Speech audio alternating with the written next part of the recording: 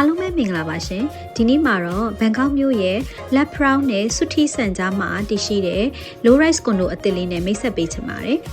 အဝါရောင်ရထားလိုင်း Lap Round 71 Station ကနေကားနဲ့9မိနစ်အကွာဝေးမှာတိစောက်သွားမယ်ကြိုပွိုက်ကွန်ဒိုဖြစ်ပြီးတော့အရေးသွေးကောင်းလို့အလွန်နာမည်ကြီးတဲ့ထိပ်တန်း developer SCSS ကဆောက်လုပ်သွားမယ့်ကွန်ဒိုလေးဖြစ်ပါတယ်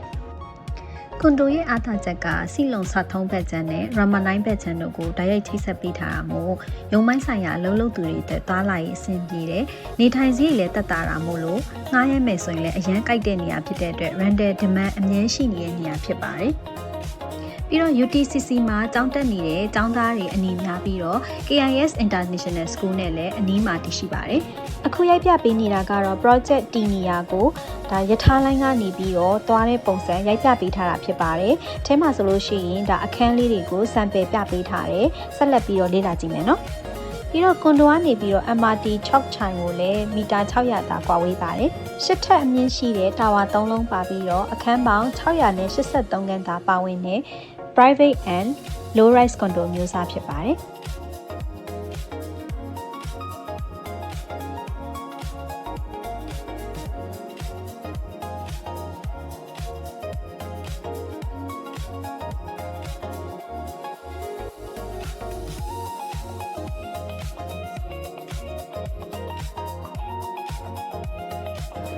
ထိုင်းဘတ်ငွေ2တန်းကနေစတင်ဝယ်ယူနိုင်တဲ့1 bedroom ခန်းလေးကိုပြပေးနေရဖြစ်ပါတယ်။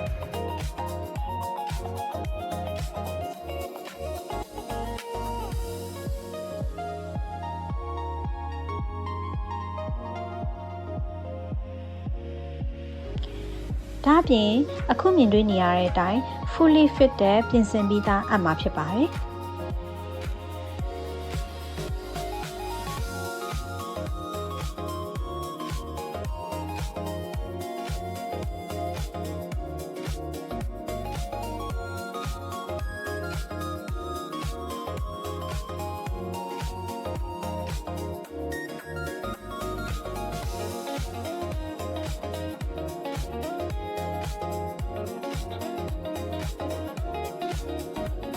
နောက်တစ်ခန်းကတော့30 square meter ကျင်းတဲ့လူကြိုက်များတဲ့1 bedroom ခန်းဖြစ်ပါတယ်။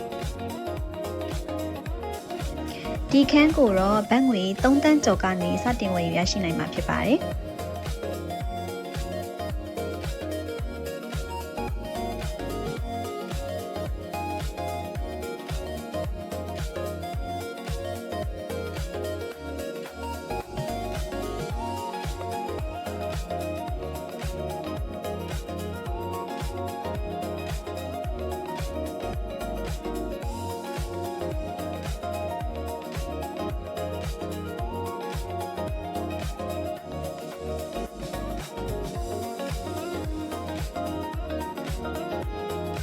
နောက်ထပ်အခန်းမျိုးစားတွေအနေနဲ့1 bedroom plus နဲ့2 bedroom 2 bed ထိရွေးချယ်ဝယ်ယူရရှိနိုင်ပါတယ်။အခုလိုမျိုး Rama 9 Lap Round area မှာ low rise condo ရှာဖွေနေတဲ့မိတ်ဆွေများတဲ့ဒီ project လေးကိုတော့ recommend လုပ်လိုက်ရပါတယ်ရှင်။